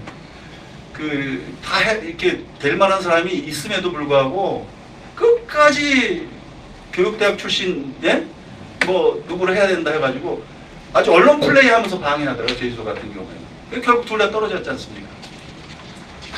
경기도도 그게 떨어졌고요. 그 당시 선거 끝난 다음에 아주 교청을 고발하는 엄청난 기자회견 할까 그러다 참았는데 지금 3년 지나서 제가 이게 조금 단초를 말씀을 드립니다. 그래서 제가 볼 때 서울대 마피아든 교총이든 본인들은 교육감 후보나 많이 그 발굴을 해가지고 좀 내세워줬으면 좋겠어요. 단일화는 중립적인 사람들이 해야죠. 단일화 기구에 들어와서 공정하게 여론조사하게 하고 공정하게 이렇게 뭐 선거인단 모집하고 이런 걸 그 중립적인 실무적인 사람들이 모여서 해야 되는데 본인들이 기구에 들어와서 그 사람을 되게 만들려는 이런 단일화 기구를 운영하니까 전국에 그런 현상들이 많이 있었어요. 그래서 내년에는 이런 부분들이 다 정리가 이제 돼야 되고 저는 이게 보이지 않는 그 사회주의 단체에서 우리 보수 쪽에서 이렇게 같이 그 마음만 합치면 충분히 우리가 단일화 성공할 수 있다고 저는 확신하고 있어요. 확신하고 있는데 그런 부분에서 좀 우리가 같이 좀 해야 되지 않나 이렇게 이제 생각이 들고요. 그래서 거기 뭐 몇 가지 단일화 운동 방향에 대해서 이렇게 말씀을 드렸고요. 적어도 비용 문제가 있어요. 단일화 기구로 움직이려면 뭐 지역마다 여론조사도 하고 여러 가지 이제 그분들 뭐 토론회도 하고 또 그 이전에 우리 기구는 뭘 해야 되냐면 보수 교육감의 자질과 역량과 정책은 어떻게 돼야 되겠는지에 대한 또 상당한 토론을 해서 당신이 이런데 동의하느냐. 내가 볼 때 중도인데 자기 보수다 그러면 보수 교육감으로 되는 거예요, 그 사람이. 그렇게 되는 거예요. 그래서 그런 부분들도 우리가 이제 해야 되고 해서 그런 비용 문제가 있습니다. 근데 그거는 우리 시민단체에서 감당해야 될 부분이고 다만 경선에 들어가서 드는 비용, 이 비용은 후보들이 내면 됩니다. 후보들이 어차피 교육감 선거 예비후보 등록하려면 1,000만 원씩 내잖아요.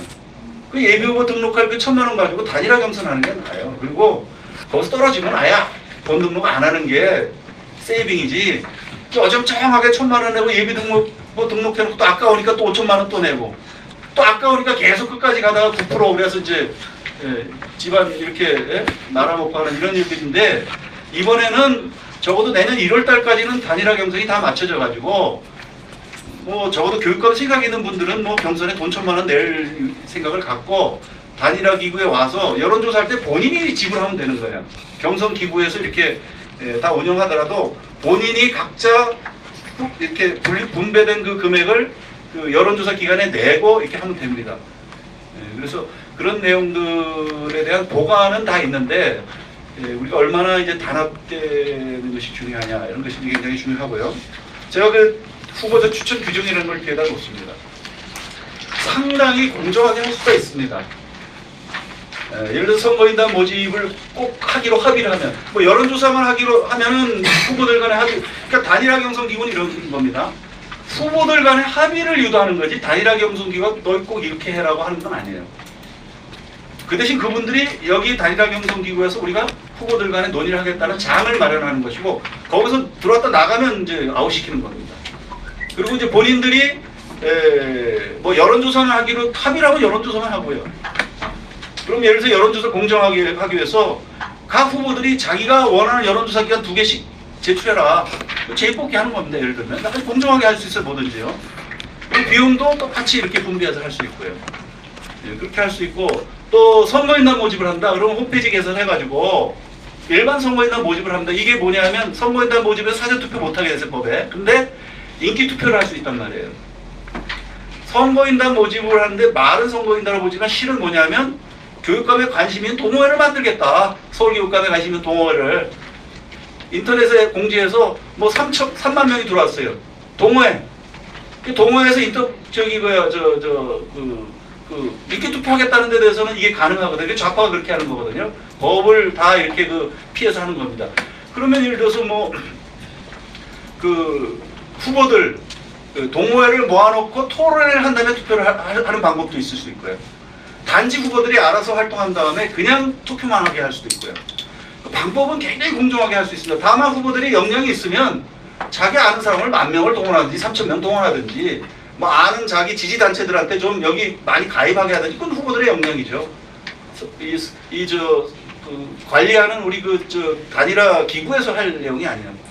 그렇게 하면 상당히 공정하게 서로 빼하게 해서 승복할 수 있는 구조로 단일화를 할 수가 충분히 있습니다. 그런데 가끔 보면 후보들이 자기 개인 고집을 부려요. 예를 들어서 여론조사 하는데 뭐 거기에 문구를 어떻게 쓰냐 이런 걸 가지고 끝까지 합의가 안 돼요. 이럴 때 원로회의가 개입하는 겁니다. 그래서 원로회의가 중간 해서 합리적인 방안을 제안해서 받아들이도록. 그래서 제가 생각할 때는 적어도 이런 단일화가 되려면 대한민국에서 보수 우익에서 존경받는 원로들 한 15인 정도의 원로회의, 원탁회의가 구성이 돼야 되고요. 그런 원탁회에서 지명한 능력 있고 공정한 인사들, 일할 수 있는 젊은 인사들 한 9명 내지 뭐 이 정도 인원만 딱 내세지면 그 9명이 일하면 됩니다. 그 사람들은 이름이 없는 사람들이에요. 뭐 이렇게 뭐 많이 알려진 지명도가 있을 필요도 없습니다. 그 일만 잘하면 되죠. 아주 공정하고 능력 있게 일만 잘하면 돼요. 좌파들 보면 단일화기구 이렇게 기자회견하는 얼굴을 보면 모르는 사람들이잖아요, 다. 예. 거기에 그 명망이 설다 뒤에 있는 겁니다. 나오지 않아요. 근데 우리는 본인이 단일화기구 내가 당인 대표다, 뭐 공동 대표다 해가지고 뭐 기구를 발표해서 내가 거기 뭐 있다라는 걸 자꾸 드러내려는 거예요, 단체들이. 단체들은 뒤에서 이게 결정되면 확 밀어주는 역할만 해야지 단체들이 자기 이름을 내기 위한 단일화기구를 만들어요. 지난번에 보니까 단일화기구 이 표를 이렇게 아직도 부르고 있어요. 표를 하나 내는데 그 맨 위에 상임대표, 공동위원장 뭐 쭉 해서 한 100명 들어가는데 거기 이름 하나 넣니 빼니 가지고 뭐 교청도 누구 넣어야 된다 빼야 된다 뭐 또 저쪽도 오고 막 그런데 나중에 보니까 거기 그게 청와대 보고된다는 거예요. 그래서 이름을 넣어야 된다는 거예요. 이런 서버까지 정신 가지고 지금 이게 우리가 하니까 이게 안 되는 겁니다. 그래서 내년에는 그런 일이 있어서는 안 되고 저희들이 이게 가급적이면 금년 안에 아마 그 8, 9월에는 그 교육감 후보의 자질, 보수 교육감, 우파 교육감이라면 어떤 정책을 가져야 되고 미니멈 베이스 그 뭐냐라는 것을 위한 토론회를 몇 차례 우리가 해야 되고요. 그리고 한 10월쯤에는 경선할 사람들 다 나오시라 지역별로. 이렇게 해서 그 지역별 기구를 구성하고 그렇게 적어도 1월까지는 마무리가 돼서 이제는 예비 후보 등록 때 딱 대표 선수가 나가는 겁니다. 그리고 누가 삐쳐나오면 뭐 압력을 넣든지 뭐하든지 못 나오게 만들고 정이 나오면 그냥 왕따 시켜가지고 몰아서 이렇게 보수교육감 후보가 언론에서 쭉 올라가도록 이렇게 이제 해야 되지 않냐 이런 생각을 갖고 있습니다. 이상입니다. 네, 감사합니다. 예, 벌써 시간이 1시간 40분이 지난 것 같습니다. 우리가 2부가 있기 때문에 뭐 양해해 주시면은 2부에서도 이제 발표해 주신 분도 다 토론에 참여할 수 있기 때문에 그때 추가적으로 말씀해 주시기 바랍니다. 오늘 발표 내용 4개가 사실 보면 하나하나가 굉장히 큰 토픽입니다. 자, 그래도 불구하고 우리 새 정부에서 너무나 급속히 이런 새로운 정책을 많이 추진하다 보니까 이런 부분을 좀 총론적인 그런 관점에서 오늘은 제시했습니다. 근데 하나하나에 대해서 우리가 독자적으로 주기적으로 이런 그 정책의 문제점을 얘기하는, 토론하는 이런 자기를 우리가 시리즈로 갖춰야 될 것 같습니다. 자, 그럼 일부 일종의 문제제기, 사안의 분석 그런 측면에서 일부 발표는 일단 이것으로 마치고 2부에서는 오늘 또 여기 참석해